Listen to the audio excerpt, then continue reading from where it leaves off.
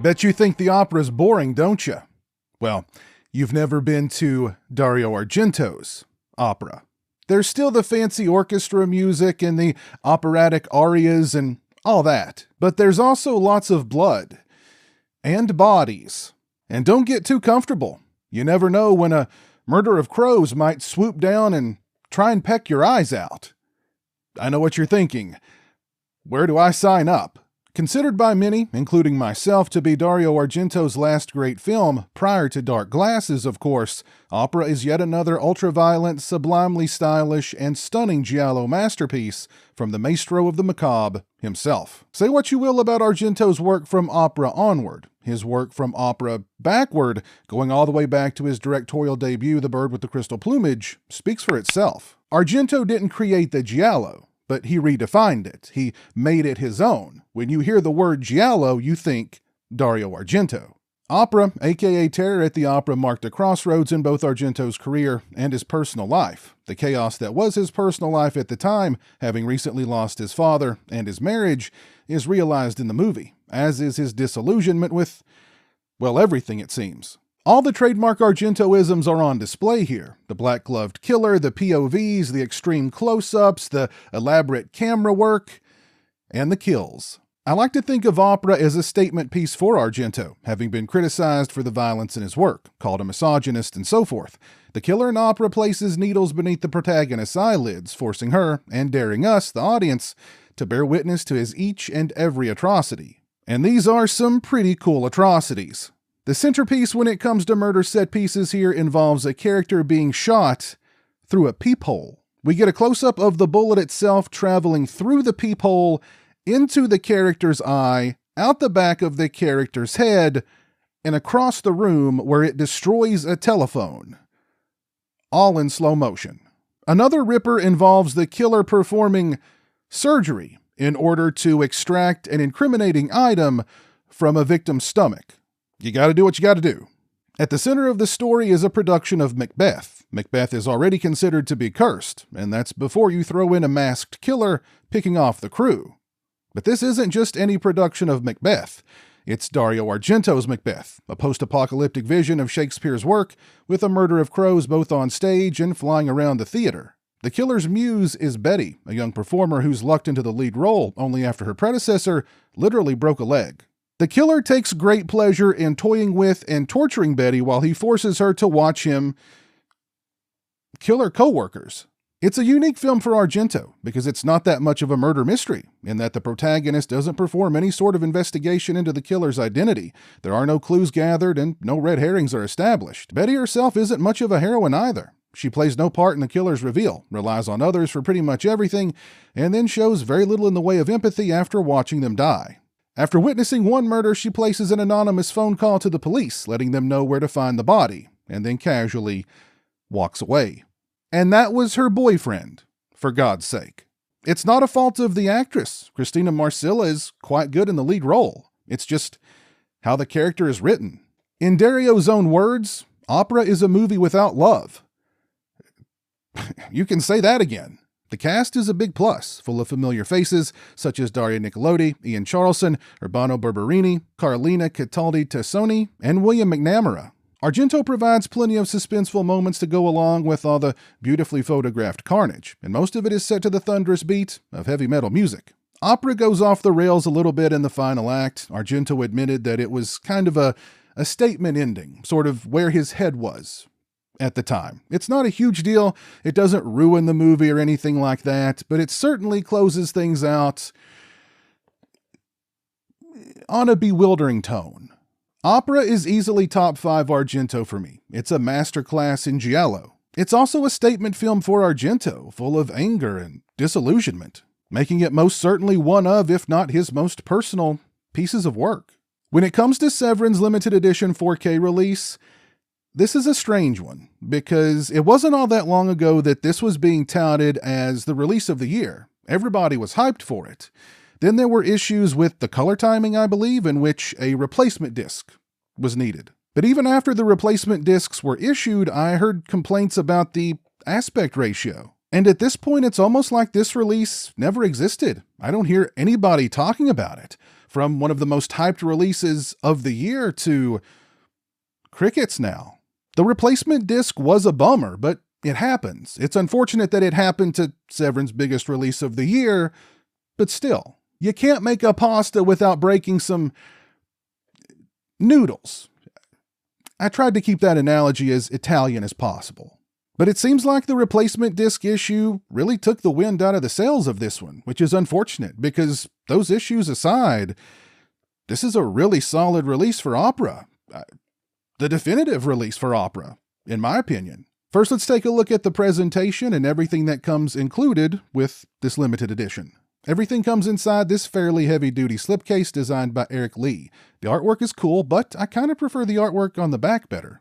And we get an exclusive booklet featuring an essay on the film by Claire Donner of the Miskatonic Institute of Horror Studies.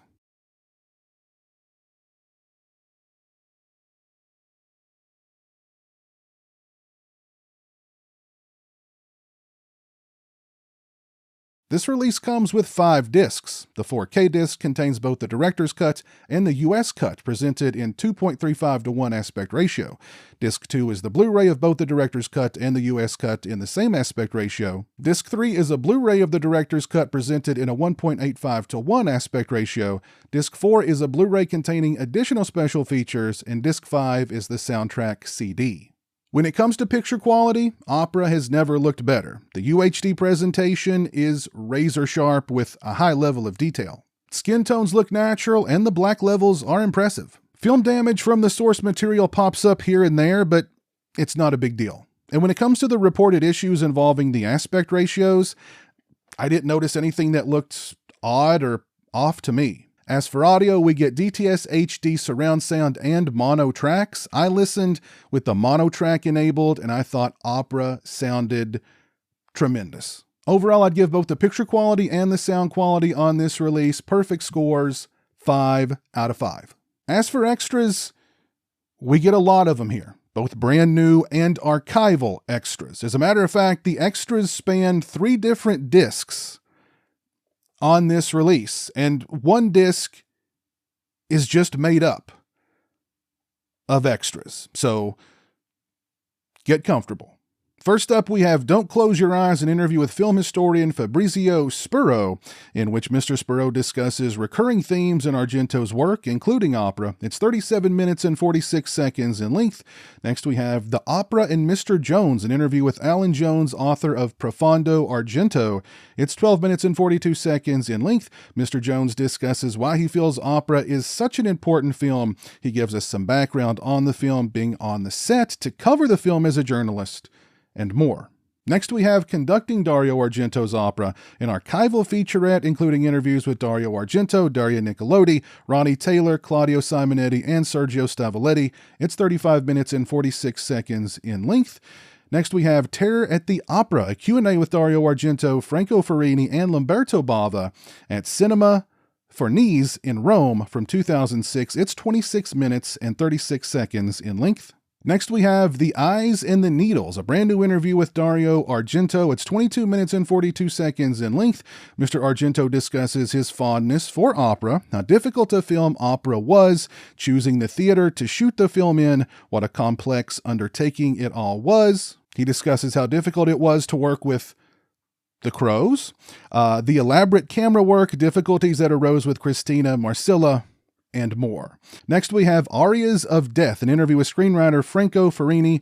It's 37 minutes and 24 seconds in length. Mr. Ferrini discusses being a fan of Argento prior to working with him, their collaborative process working with Argento on writing Phenomena, the genesis of opera, the film's success, and much more. Next, we have The Eyes of Opera, an interview with actress Christina Marcilla. It's 19 minutes and 15 seconds in length. Ms. Marcilla discusses Argento's directing style with her and how he communicated what he wanted of her, which would often lead to tensions between the two. She discusses what a tight ship Argento's set was and how tense it could be. She discusses how uncomfortable the needles under her eyes were. Imagine that, the film's cult following, and more. And by the way, all 3 of those interviews, brand new. Next, we have Opera Runs in the Blood, an interview with actress Coralina Cataldi Tissoni. It's 18 minutes and 3 seconds in length. She discusses having a mother and father who working in opera herself, her character in opera, her character's death, being asked by Argento to be his assistant after her character's death, her love and admiration for Dario Argento, and more. Next, we have To Catch a Killer, an interview with actor Urbano Barberini. It's 15 minutes and 19 seconds in length. Mr. Barberini,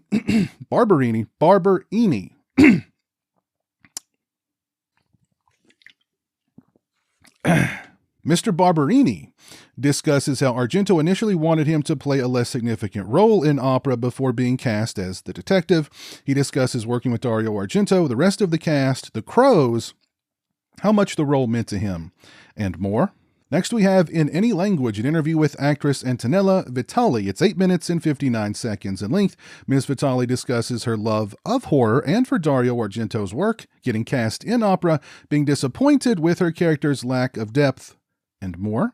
Next, we have The Perfect Death, an archival interview with actress Daria Nicolodi. It's 3 minutes and 59 seconds in length. Ms. Nicolodi discusses her character's death in opera, how it was pulled off, and how scared she was with the effect, which involved dynamite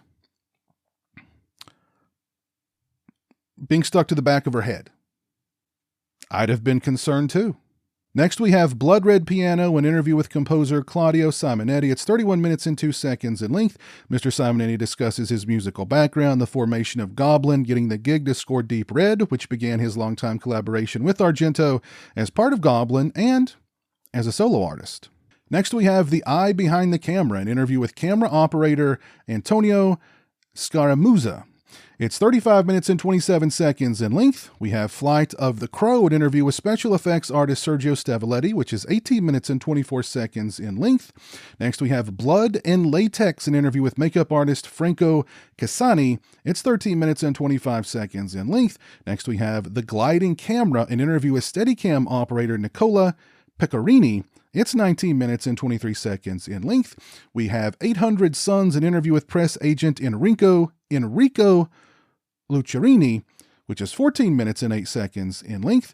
We have Preserving Opera, an interview with 4K color correction supervisor Kareem Hussein, which is 5 minutes and 52 seconds in length. And we have Opera Backstage, a behind-the-scenes video created from archival footage, which is 44 minutes and 35 seconds in length. We get the opera trailer, the Terror at the Opera trailer. We get an audio commentary with Christina Marcilla and Angel Sala, head of programming at the Stygius Film Festival, an audio commentary with authors Alan Jones and Kim Newman, and an audio commentary with Nathaniel Thompson from Mondo Digital and author Troy Howarth.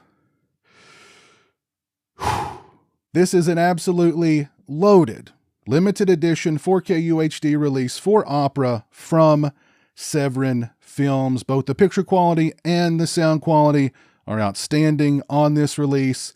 The extras, new ones, old ones, the packaging is beautiful. This is the definitive opera release. If you're a fan of Dario Argento's opera, don't worry about the replacement disc issue.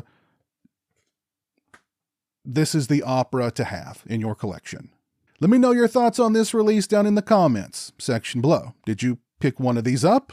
Let me know. And while you're down there, let me know where opera stands among your favorite Dario Argento films. If you like this video, please leave it a thumbs up and share it on social media. If you're not following me on social media, those links are in the description. As always, thank you so much for watching. I really appreciate it. Take care, and until next time, peace. A huge thank you to all my patrons and channel members for your generosity and support. Become a patron today and get early access to videos, have a say in what content appears on my channel, join me for monthly live streams, exclusive watch parties, and more. Become a channel member today and get access to exclusive badges and emotes to use when I stream, as well as members-only watch parties. Both those links are in the description. Say hello to the internet, Jeremy. Hello to the internet.